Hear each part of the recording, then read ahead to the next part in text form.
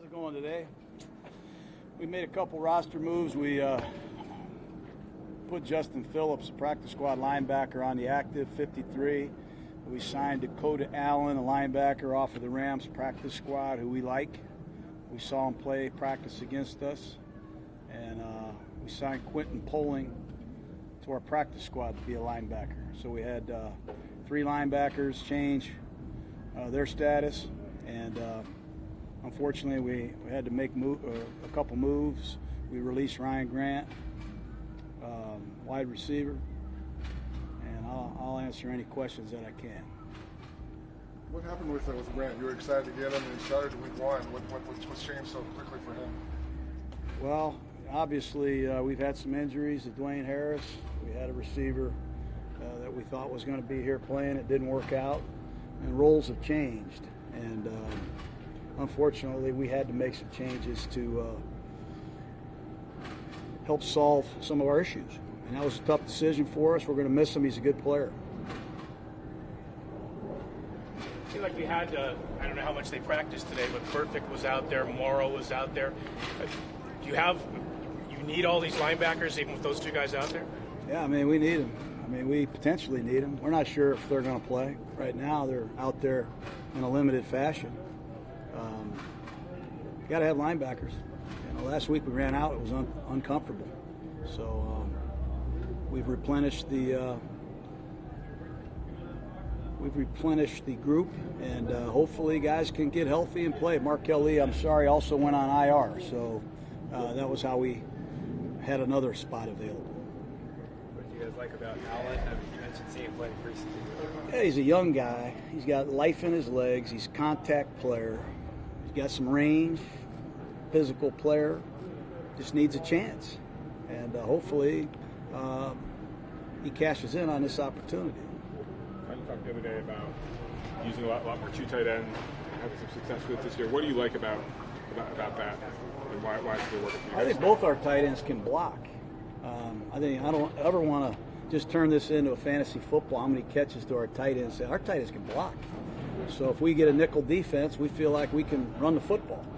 And if they come out in the base defense, we think our guys are versatile enough to be functional and do a lot of things in the passing game. So that's a really good personnel grouping for us, one we're going to continue to probe and utilize.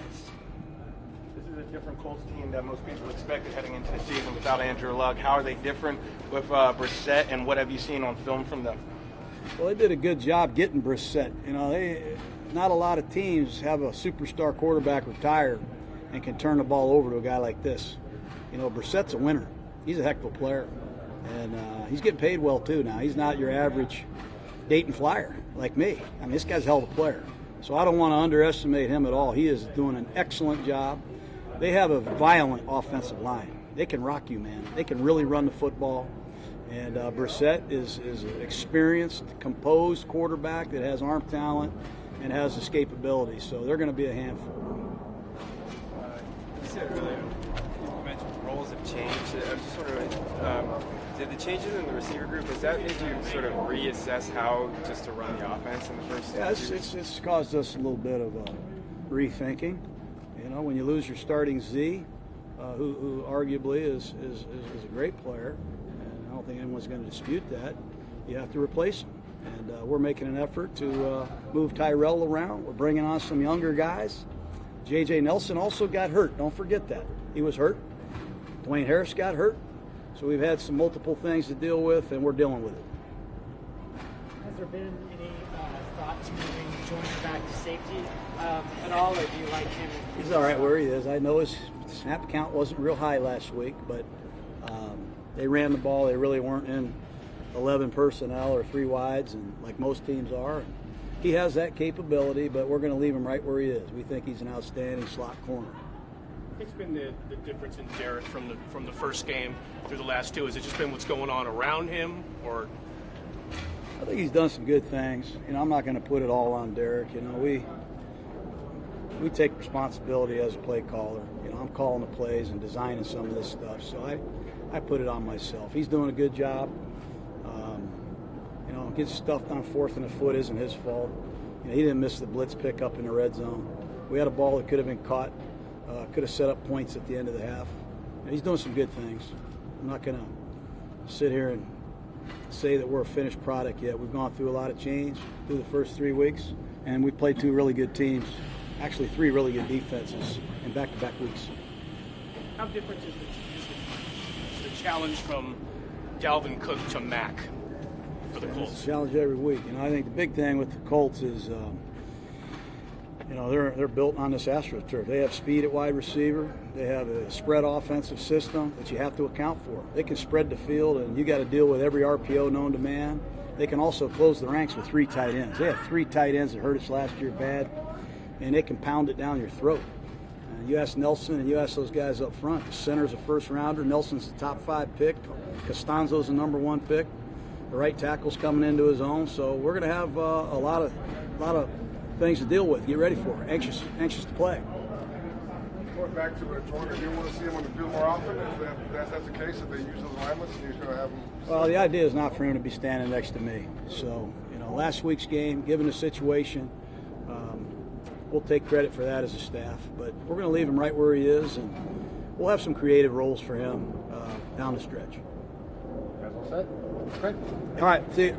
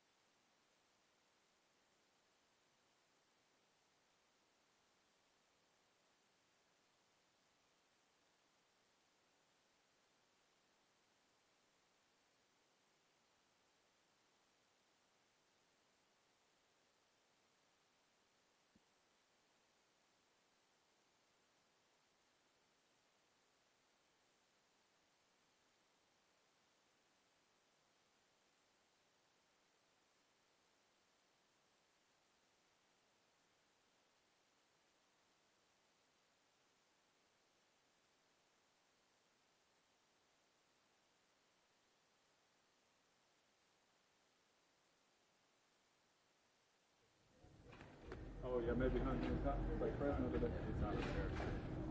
When does it get cold? We were just asking. London. Oh yeah. All right, guys, questions for Derek? Back at the Minnesota game, just how did you assess what you saw from the offense? Just looking back. Yeah, same thing. Really, the same thing I said after the game. It really held true.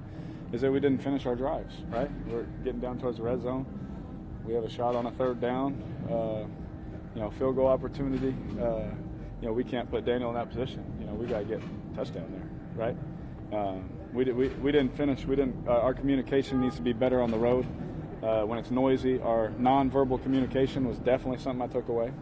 And then me just trying not to do too much, right? Making sure I stay within, parameters, not trying to do too much. But besides that, we'll be all right.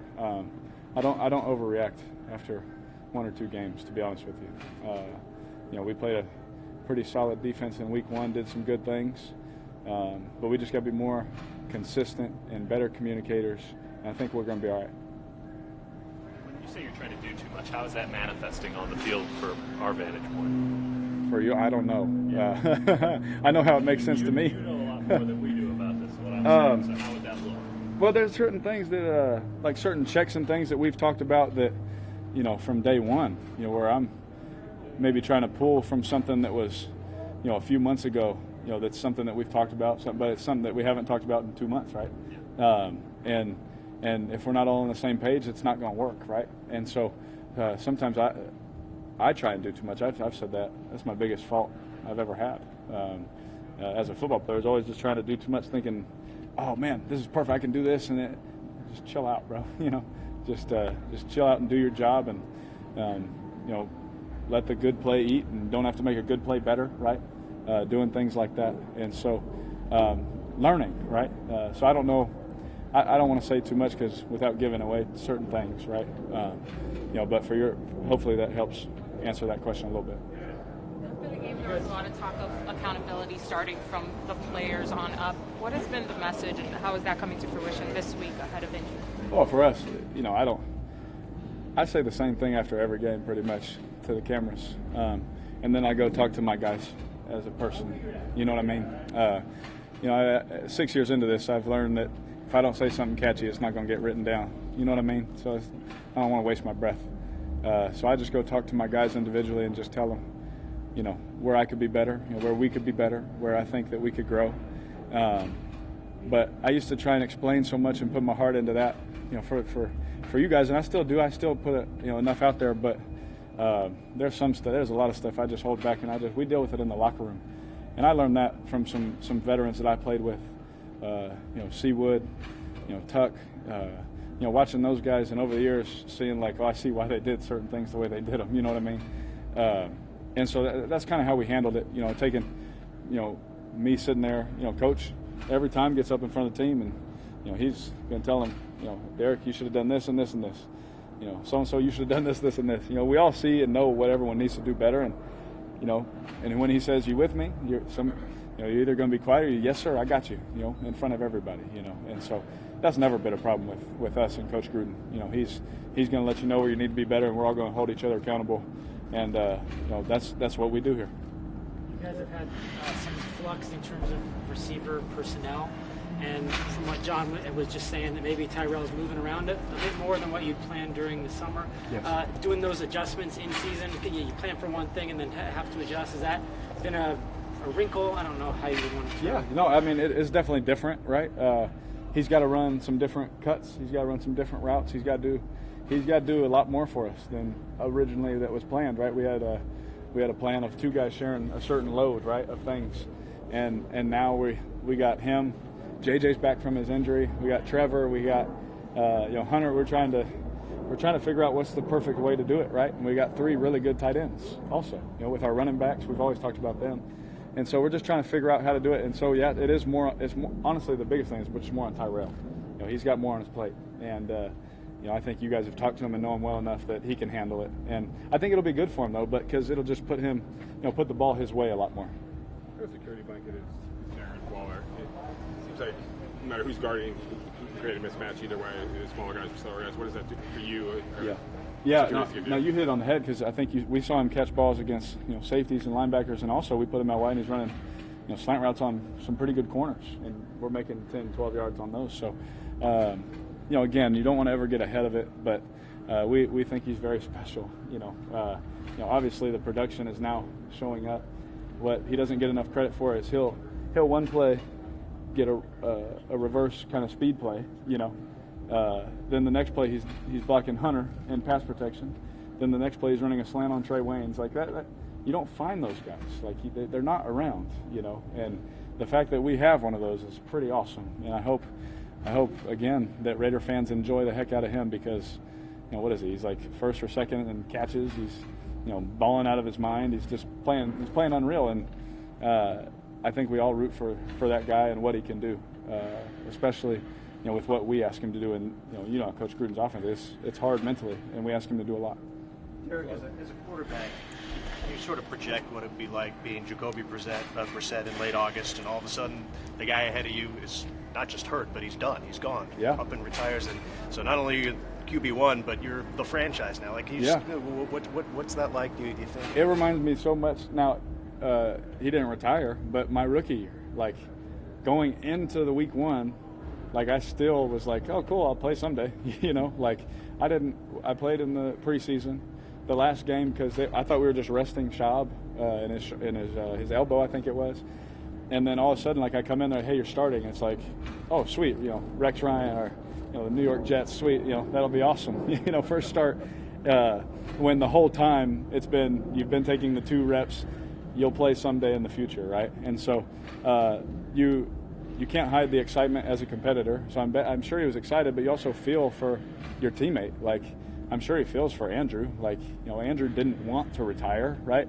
His body, I guess, had enough. And trust me, there's a lot of guys in our locker room, a lot of guys that play with you. I mean, as soon as he retired, we're like, man, we understand. It's going through all those injuries, man. That's not fun, especially internal injuries. That's different, But you feel for them, but at the same time, you're excited. And again, football is the ultimate team sport. So I'm sure his teammates just put their arms around him and said, man, let's roll. Eric, the way this works after a couple of rough games, a lot of the same stuff gets jumped on, and one of them with the Raiders offense, obviously, they don't go downfield enough. Yeah. If you're playing against Minnesota and you're down and they're playing way deep, are there plays to be had downfield, or are they just not there? Well, we hit a few of them, to be honest with you. They were up 21-0, but we still were able to hit a few of them. A couple play action shots across the middle, hit 2 of those, hit one down the sideline. We had another one called, but they gave us a front that it was no good, so we had to check out of another one. So we had another one called, but we couldn't run it. So it's not like they're not being called. It's not like we're not trying. You know what I mean? The times where you see on film, we tried to take a deep shot, and Harrison's back there. I throw it to Tyrell, 20-yard crossing route. That's still that's an explosive gain. There are times, in situations like if you're down, 4 scores, 3 scores, the play action deep shot.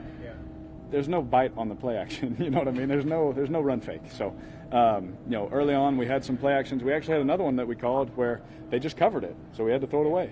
So, there's 5 right off the top of my head, and if you hit 5 of those, everyone's high fiving. It's a big day, right? But yeah, you know how that goes. With that said, Derek, how fine is that line between taking what the defense gives you and taking what you want? Well, if you want to throw it up into 2 people, you can take it and try and get what you want. But I'm sure I'd get some good comments on that one too if I tried that one. It'd be fun either way. But there is a fine line when it's a closer score. There is a fine line when it's like if a guy is 1-on-1 and you choose not to throw it and you're like, nah, I just check. That's different. When it's a zone coverage and they're all looking at you, trying to bait you to throw the deep shot, that's different. That stuff. I've been in that situation, sadly, too many times where it's like, I know I'm going to have to answer about this later, but it is what it is, right? And, we grade it and you get a check mark. Yeah, hey, good job. You can't, there's a certain time, if it's 4th down, right? And it's, the score is tied. There's no time on the clock. We have to throw 4 balls in the end zone. Like Kansas City, you got to throw 4 balls in the end zone. That's different, right? But, there's a time where also you have to move the ball efficiently. You can't just chuck it up and be in 3rd and 10, and then now you're going to get different calls, and sometimes your calls and their calls aren't going to mix well. Last one, guys. Are you surprised that Ryan went from being a starter week 1 to being cut week 4? He got cut. Yeah, that's. I didn't know. I saw his locker in there. It is surprising. I love RG. He's a heck of a person, man. That breaks my heart, to be honest with you. I feel for him, but it does surprise me, because he was doing some really good things in camp. Saw him make that really good catch in the Rams preseason game. Made some good catches. He scored in the preseason when I played a little bit. Caught some good balls against Denver. First pass of the year, even on a little choice route. So it's hard. But again, you guys know, man, this business is crazy. We've all seen some crazy things around here. So it is what it is. Thank you, guys. Thanks guys. Yep.